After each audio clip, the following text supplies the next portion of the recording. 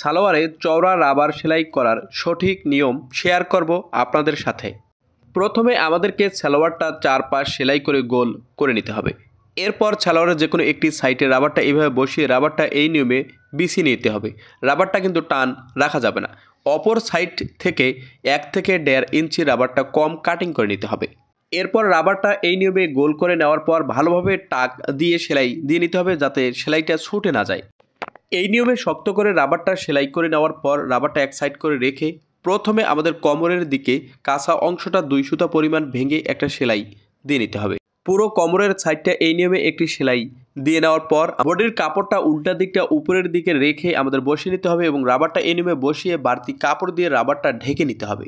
এরপর রাবার থেকে 1 সুতা নিচ দিয়ে আমাদের একটা সেলাই দিয়ে নিতে হবে। এই সেলাইটা দেওয়ার সময় আমাদের খেয়াল রাখতে হবে যেন রাবারের উপরে সেলাইটা উঠে না যায়। আবারও খেয়াল রাখতে হবে রাবার থেকে যেন বেশি দূরেও সেলাইটা না হয়। এরপর রাবারটা এই নিয়মে টান দিয়ে রাবারের চারপাশে আমাদের কাপড়টা এই নিয়মে বিছিয়ে নিতে হবে। এরপর বাহিরের দিক থেকে 1 ফিট দূর দিয়ে একটা সেলাই দিয়ে নিতে হবে। শুরু থেকে শেষ পর্যন্ত এক সমান টান রাখতে হবে।